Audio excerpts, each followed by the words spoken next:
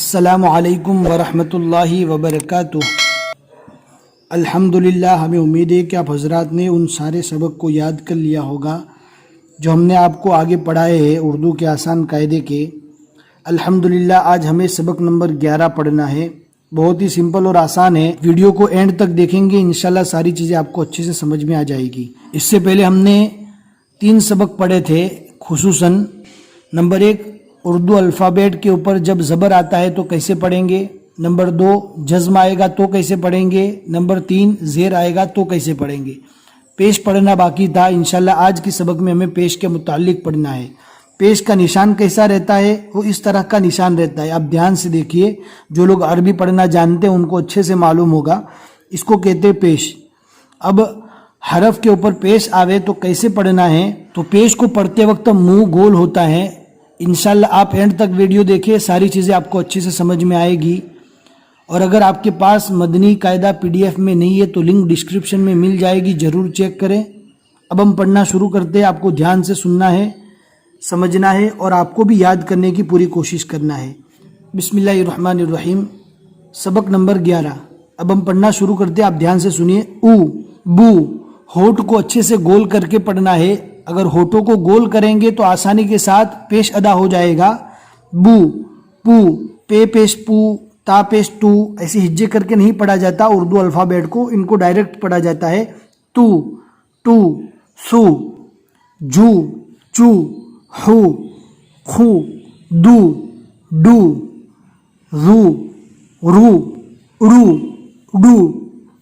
اس کی آواز اور اس کی آواز سیم ہے لیکن تھوڑا سا فرق ہے، یہ تھوڑا نارمل رہے گا اور یہ تھوڑا ہیوی رہے گا۔ اس کو نارمل پڑھیں گے ڈو اور اس کو پڑھیں گے ڈو۔ زو، مجھے معلوم ہے آپ کو پڑھنے میں شاید دقت ہو، آپ اس کو ڈو پڑھیں گے اس کے جیسا ہی، لیکن انشاءاللہ یہ ساری پریشانیاں آگے چل کر دور ہو جائے گی۔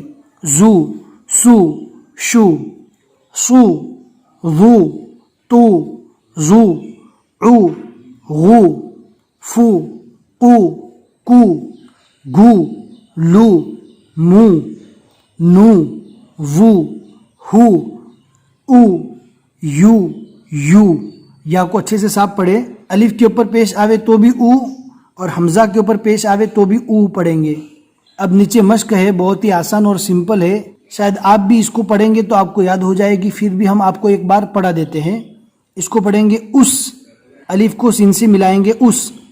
دم، کل، پل، تم، گم، چپ، چے کو پے سے ملائیں گے۔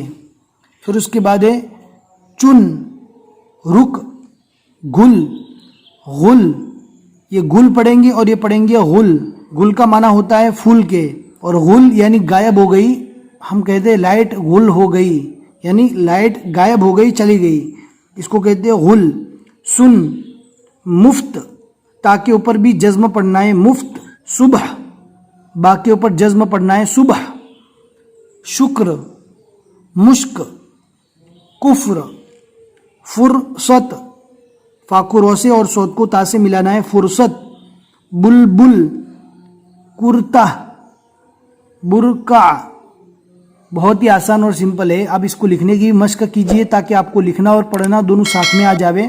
کوئی بات سمجھ میں نہیں آتی تو کامنٹ میں میسج کر کے پوچھ سکتے ہیں، انشاءاللہ ہم جواب دینے کی پوری کوشش کریں گے۔ اگر آج کا سبق آپ کو سمجھ میں آیا ہے تو 1-2 دوستوں کو ضرور شیئر کریں اور اردو کلاس کو آگے بڑھانے میں ہماری مدد کریں۔